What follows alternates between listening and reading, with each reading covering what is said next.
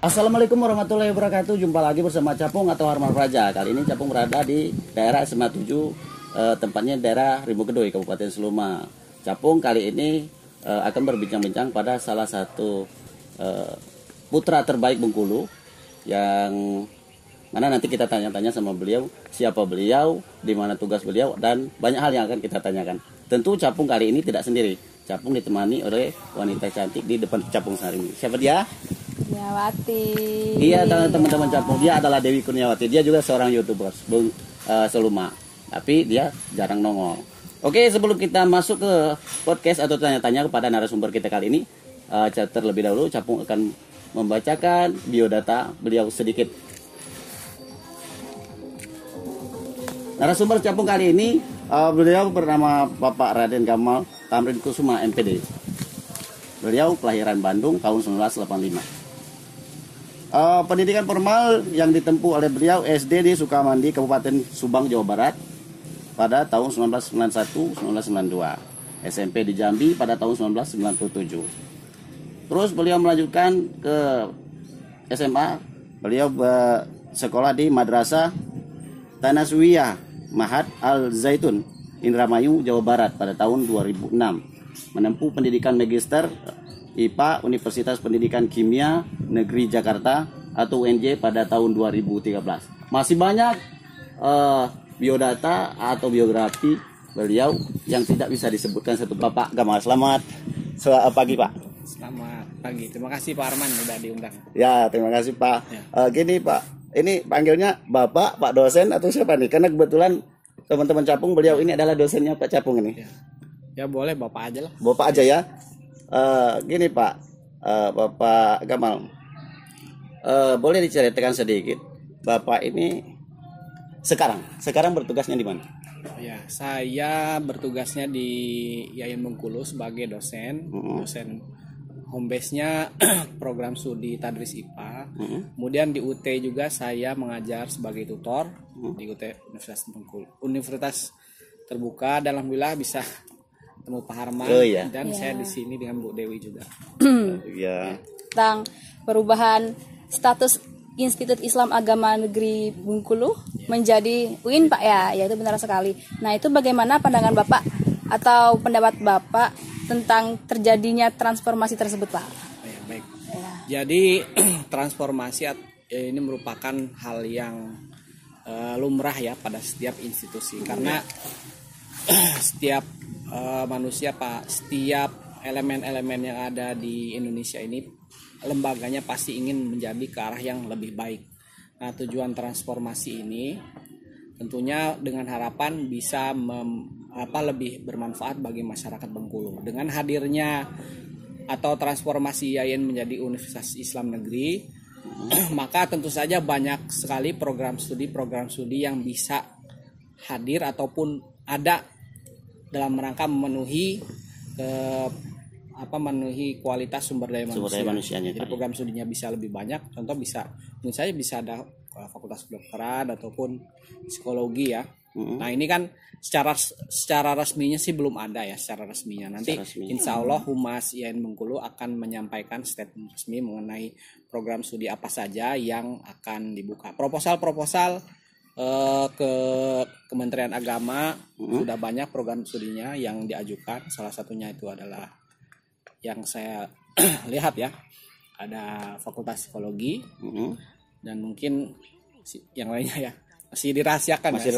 Karena bukan saya bukan bukan saya yang berwenang menyampaikan, tapi mungkin nanti dari Fakultas Humas Yayan yang akan menyampaikan. Oh ya, ini baru rancangan atau gimana nih Pak? Baru rancangan bahwa Yayan akan bertransformasi menjadi UIN. Ya, rancangan sudah sejak lama pihak Yayan Bengkulu ini sudah merancang. Kemudian terakhir itu proses transformasi yang pada tanggal 6 sampai 7 sampai 8 November 2020 kemarin, alhamdulillah pihak Kementerian Agama dan Kementerian Sekretariat Negara sudah visitasi atau kunjungan langsung ke lapangan Yayan Bengkulu dalam rangka mengecek persiapan gitu. Oh iya. Nanti mungkin perubahan nama ini dengan keputusan ini ya, keputusan presiden dan menteri. Sama seperti tahun perubahan dari sebelum Yayan kan Stein dulu. Stein dulu dia, ya, betul. Stein itu kan tahun 1997 berdirinya. Kemudian transformasi menjadi YIN tahun 2012 berdasarkan keputusan presiden dan keputusan menteri agama, ya.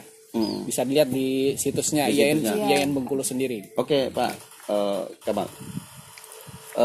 Terkait dengan perubahan dari Stein YIN menjadi UIN. Ya. Yang melatar belakanginya, Pak. Yang melatar belakangi transformasi ini.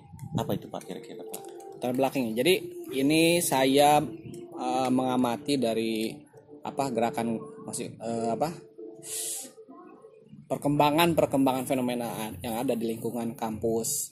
YIN ini di latar belakangi ini, Pak. Salah satunya itu adalah bagaimana caranya biar kampus ini bermanfaat bagi masyarakat luas. Dengan adanya transformasi tadi, program studi makin banyak. Kemudian selain itu pihak kampus juga bisa lebih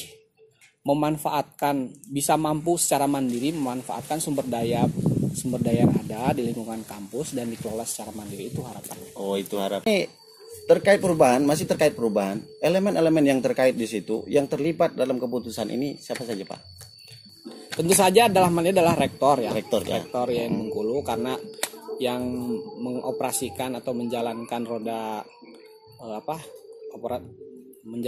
roda pendidikan itu adalah rektor. Kemudian di bawah-bawahnya juga ya dekan dan seterusnya.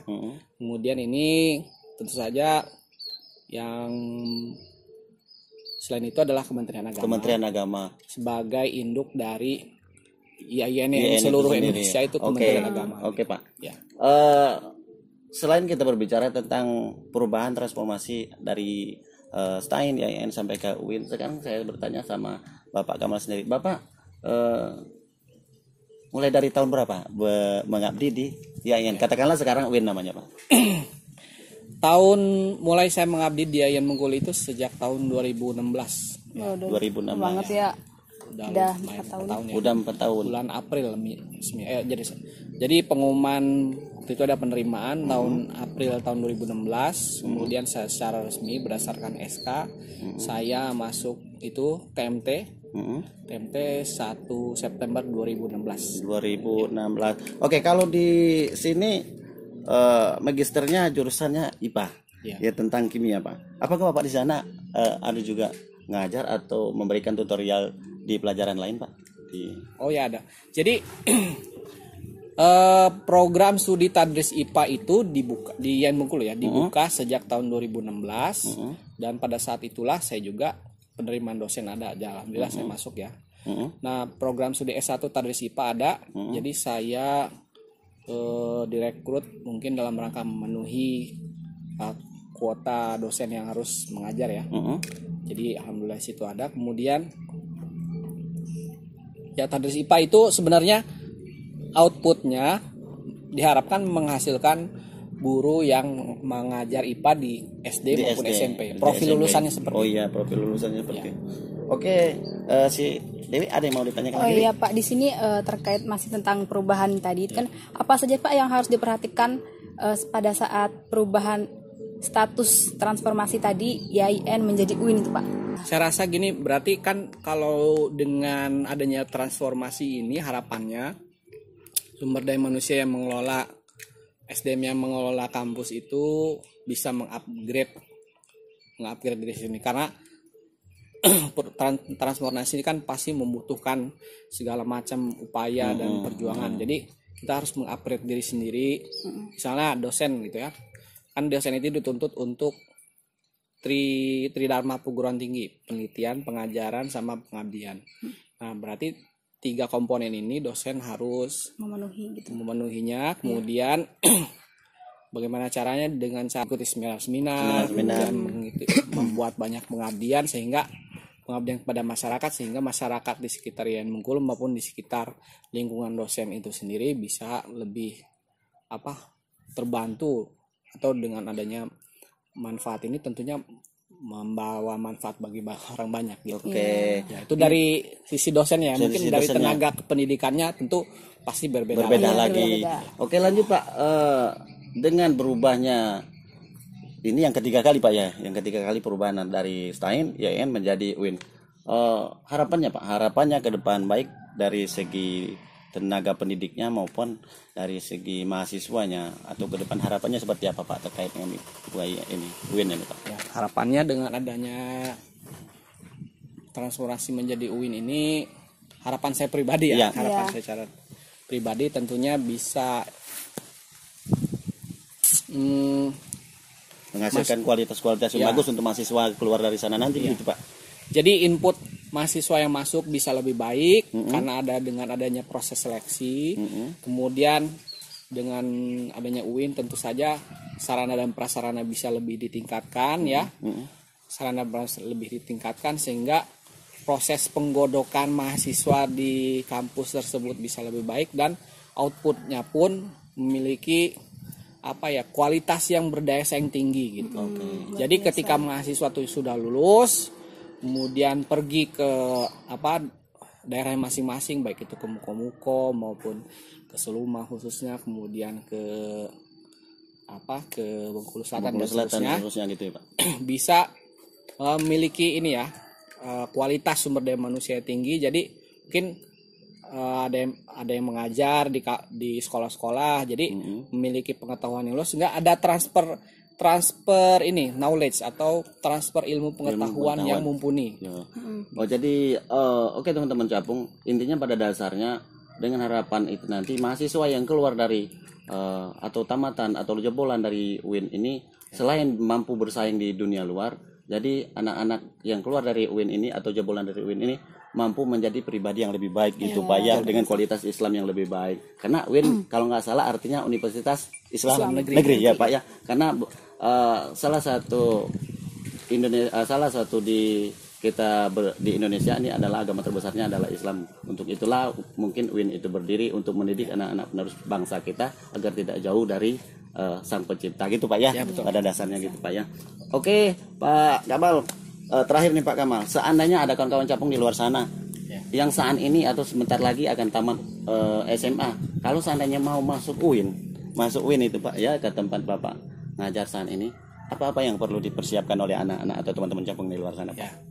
Jadi baik untuk adik-adik calon mahasiswa YN Bengkulu yang ingin masuk ke YN Bengkulu, tentu yang perlu dipersiapkan adalah kemampuan yang dites itu adalah tes potensi akademik ya.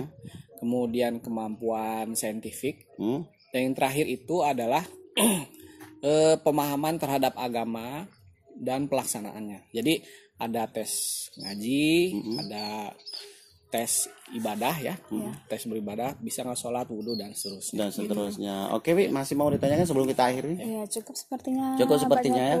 Oke. Oke teman-teman Capung yang di luar sana, terima kasih sudah bersama Capung. Kita eksklusif hari ini bersama dosen dari UIN ya, Universitas Islam Negeri di Bengkulu, kalau sebelumnya dikenal dengan IAIN. Terima kasih banyak untuk Pak Kamal yang udah bersedia datang ke Kabupaten Seluma ini. Ini teman-teman, ini dosen kita, dia juga tutor di UIN ya, dosen di UIN, dia juga kebetulan dosennya Pak Capung bersama teman Capung ini si Dewi. Ini adalah suatu kebanggaan kami di Seluma, di mana kita bisa ngobrol secara langsung dengan keakraban seperti ini bersama dengan Pak Kamal sebagai orang yang katakanlah orang yang dikenal banyak orang di daerah Bengkulu, khususnya di daerah fakultas-fakultas ternama di Indonesia. Terima kasih banyak Pak Kamal udah waktunya datang ke sini. Selain waktu kita mungkin bisa sambung lagi nanti. Oke teman-teman Capung, Assalamualaikum warahmatullahi wabarakatuh.